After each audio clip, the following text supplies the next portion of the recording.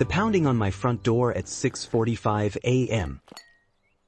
ripped me straight out of my first sip of coffee. I yanked the door open to find Linda Peterson, my next-door neighbor and the unofficial queen of the Oakwood HOA, standing there in her bathrobe with curlers still in her hair. Her face was beet red, and she was jabbing a finger toward the back fence like it had personally offended her. "Jake Thompson, you get out here right now and wash that disgusting fence. It's covered in moss and bird crap, and it's ruining my morning view. I've told you a dozen times." Before I could even respond, she stormed around the side of the house, her slippers slapping against the dew-wet grass. I followed, still in my pajamas, heart already hammering. The 6-foot wooden fence separated our yards, and yeah, it had some weathering after 5 years of California sun and rain. But it was on my property line. My responsibility just lived in. Linda didn't see it that way. She grabbed the garden hose from my side, turned it on full blast. It's like she owned it. Water sprayed everywhere, soaking my shoes and splashing mud onto my wife Sarah's flower beds. "Linda, stop. That's my fence in my yard," I shouted, lunging for the nozzle. She spun around, hose still gushing, and sprayed a jet right across my chest. "You think you can ignore the rules? The HOA covenants are clear. Properties must be maintained to community standards. I'm filing a complaint today, and if you don't fix it by noon, I'm calling code enforcement and the police." I wrestled the hose away, shutting off the water with a furious twist. "This isn't your fence, Linda. It's mine. And last I checked, community standards don't include you trespassing and destroying my property at dawn." My voice stayed calm. Sarah appeared on the back porch, our 8-year-old daughter Emily peeking from behind her legs. "Why is Mrs.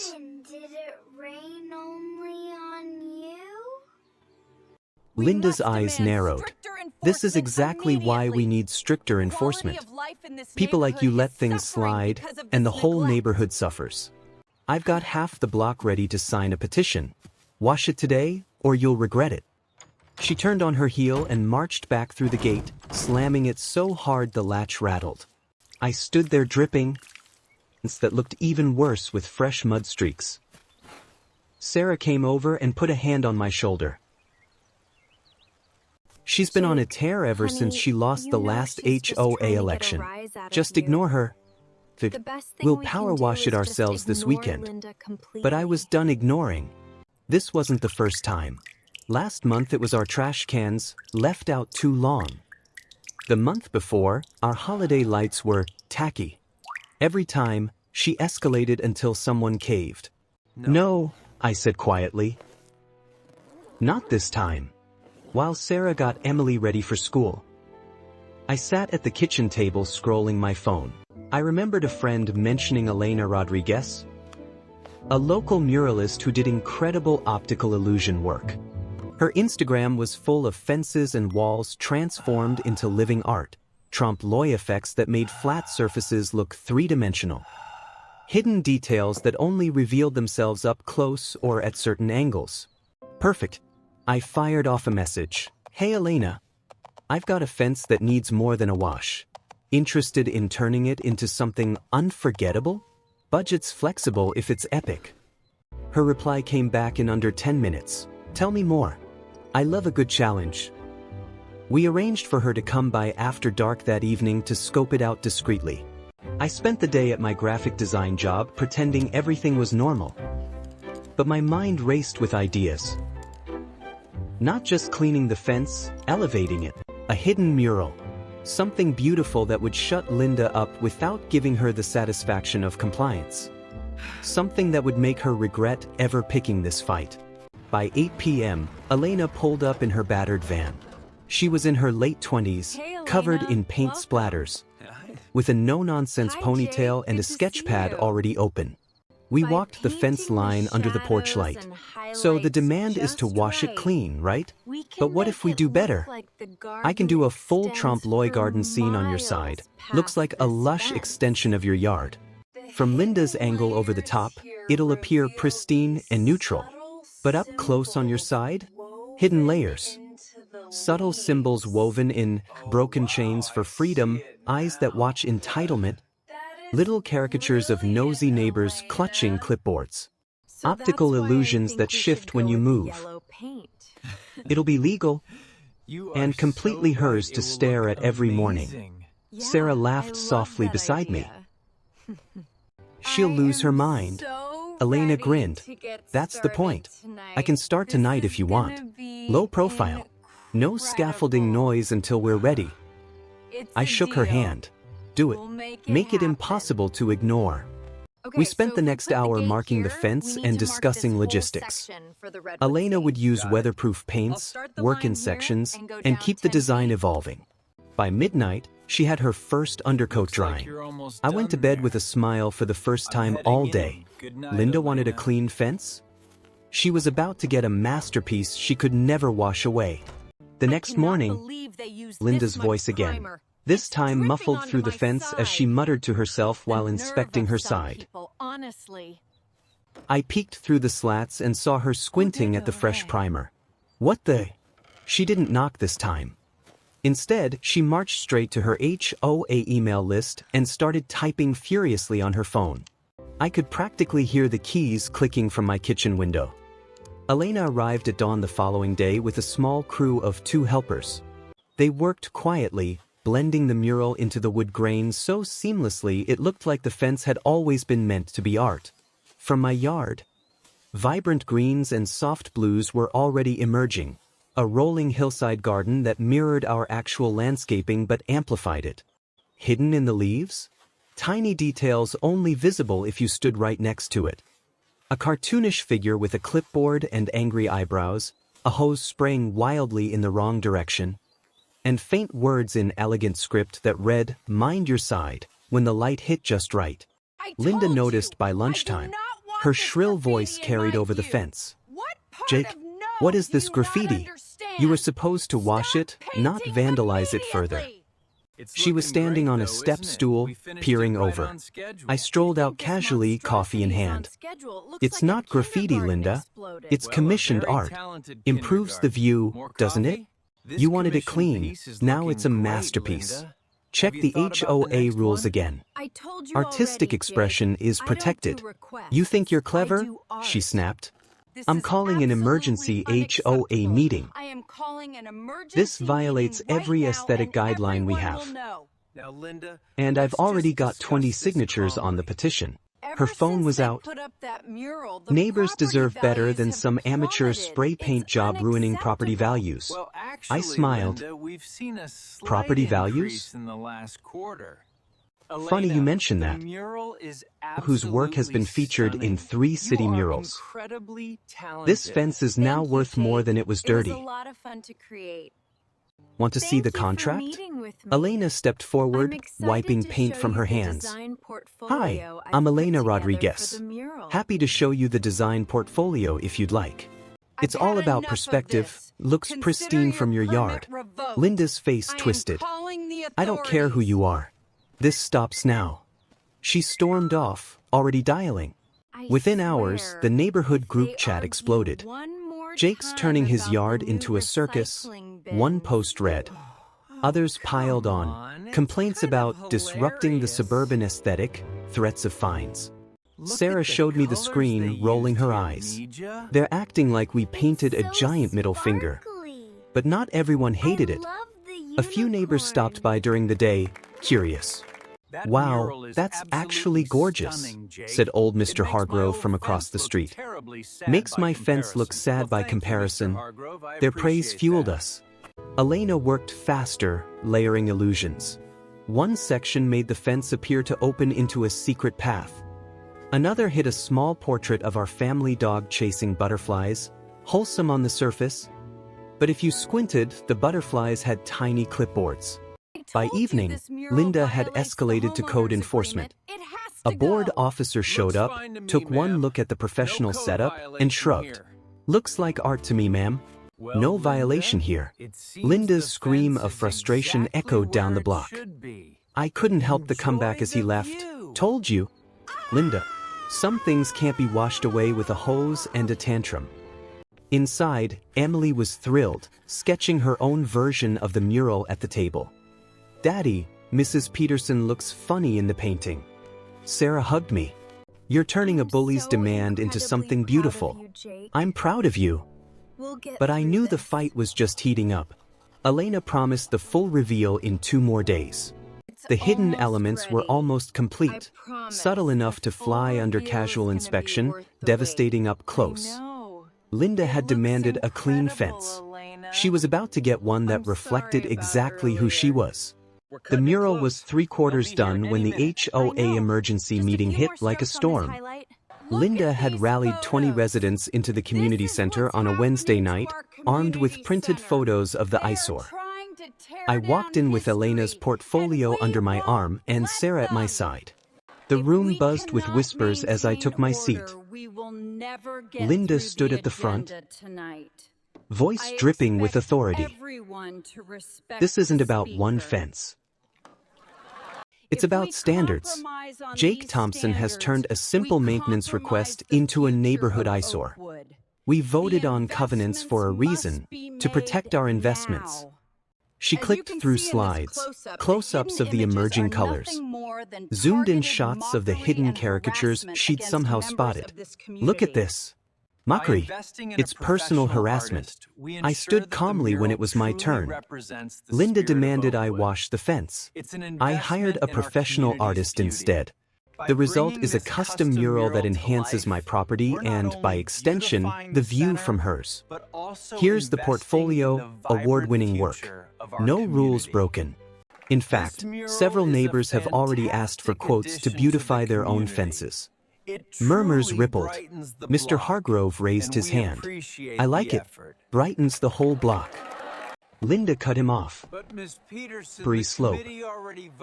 Next it'll be political murals and who knows what." I move we vote to require it be painted over immediately. The vote was close, 12-8 against us. But the HOA president, a reasonable guy named Tom, reminded everyone the covenants allowed tasteful artistic modifications, with approval. "We'll table this for now and revisit in 30 days. Jake, keep it tasteful." Outside, Linda cornered me in the parking lot. "You think you won?" "I'm not done. My husband built half these houses. People listen to me." I looked her dead in the eye. "Your husband also told me once that a good neighbor minds their own business. Maybe take his advice." She sputtered, but I walked away. The next 2 days were pure escalation. Linda started a daily inspection ritual, photographing every brushstroke. She blasted her radio at full volume facing our yard during Elena's work hours. One afternoon she, accidentally, let her dog dig near the base, kicking dirt onto the fresh paint. Elena calmly cleaned it up. "No big deal," she said. "Art survives worse." Sharp comebacks became my new language. When Linda yelled over the fence about low-class vandalism, I replied, "Low-class is trespassing with a hose at dawn, Linda. This is high-class creativity." Neighbors started taking sides openly. Some brought Elena snacks, others glared. Sarah and I kept Emily away from the drama. But the kid loved sneaking peeks at the mural's progress. "The lady in the painting looks like Mrs. Peterson when she's mad," she giggled. By Friday night, the mural was finished. From my yard, it was breathtaking, a seamless extension of our garden into an enchanted forest path, with sunlight filtering through leaves that seemed to move. Hidden details popped under the right light. The clipboard lady now had a tiny crown labeled Queen of Complaints. And faint script across the bottom read, "Beauty over bullying," in elegant script visible only from 3 feet away. From Linda's side, neutral extension, pristine whitewash illusion over the top half. She saw the final product at sunrise Saturday. Her scream woke half the block. Linda didn't knock. This right now, Ken. You Phone know recording. the rules about fence height. This is absolutely This is unacceptable. and I have the evidence right here. I want it gone by Monday or I'm suing for emotional distress and property devaluation. Her hands shook as she zoomed in, catching one of the hidden caricatures in the morning light. Is that me? You put me in this filth. I leaned against the fence, arms crossed. It's art, Linda. Interpret it however you want. The whole neighborhood loves it. Check the group chat. Photos are everywhere. Property values? One couple already offered us 20 grand more than asking if we ever sell. Elena stood beside me, calm and professional.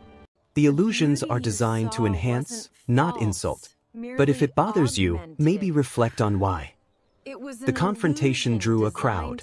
Neighbors gathered on the sidewalk, phones out. Linda's face twisted from anger to something raw. You have no idea what I've sacrificed for this community. My husband, she stopped, voice breaking for the first time. Then she stormed off, muttering threats about lawyers and petitions. That night, the security camera I'd installed after her hose incident caught everything. At 2:17 a.m., Linda crept into my yard with a scraper and a can of gray paint. She attacked the mural's base, scraping wildly, splattering over the hidden details. The footage was crystal clear, her face lit by the motion light, pure fury. I didn't confront her immediately. Instead, I sent the clip to Tom at the HOA and a few key neighbors anonymously. By morning, the group chat blew up again, this time against her. Linda vandalizing private property? This is too far. Even her usual allies went quiet. The HOA called an emergency session for that afternoon. Linda arrived looking rattled, makeup smudged. I played the video on the big screen. Gasps filled the room. This is my yard, my fence, my art, I said quietly. I didn't demand you stop being you, Linda. I just refused to let you bully me into compliance. Creativity isn't vandalism. Vandalism is. Linda stared at the floor, shoulders slumped. I was just trying to keep things nice, like my husband always did. Her voice was small. Elena, who had joined us, stepped forward gently. I know what it's like to lose someone who kept the peace. My own mom was a lot like you after my dad passed. The anger covers the hurt. Linda's head snapped up. Recognition flickered. Elena continued softly. That mural? It's not mockery. It's a reminder that beauty wins when we let go of control. The room fell silent. For the first time, Linda didn't have a comeback. She nodded once, tears welling, and left without another word. Wow, the following week, in the best way. Hey, look, it's the Oakwood Local news picked up the story. Suburban fence becomes neighborhood masterpiece after HOA drama. People drove by to take pictures. Elena's inbox filled with commission requests. Property values in our block actually ticked up, according to the realtor down the street. Linda stayed inside for days. Then, on Thursday evening, she knocked, softly this time. I opened the door. Rage. Jake, Sarah. And the video. I was wrong. It's all right, Linda. We appreciate that. I didn't see it before. All I saw was change I couldn't control. Her voice trembled. After my husband died, keeping everything perfect was how I stayed sane. I took it out on everyone. I'm sorry for the hose, the meetings, the scraper. I'll pay for any damage. Sarah invited her in for coffee. Emily showed her the mural up close, pointing out the funny hidden bits. Linda laughed, a real laugh, for the first time I could remember. That one does look like me. Deserved, I suppose. Elena stopped by later, and the four of us talked for hours. Turns out Linda had taken art classes with Elena's aunt years ago. Small world. The conversation turned from conflict to connection, stories of loss, pressure, and the fear of things slipping. By the end of the month, Linda quietly withdrew her complaints. She even asked Elena for a small planter mural on her own fence. The neighborhood settled. People started chatting over the fence instead of glaring. I learned that sometimes the loudest demands come from the deepest pain. The hidden mural still stands, beautiful, defiant. And now a symbol of what happens when you choose creation over capitulation. We kept the fence exactly as it was. And every morning when I drink my coffee, I see it and remember, the best revenge isn't destruction. It's turning their chaos into something that outlasts them. Responding to an entitled demand with creative defiance always makes the situation worse.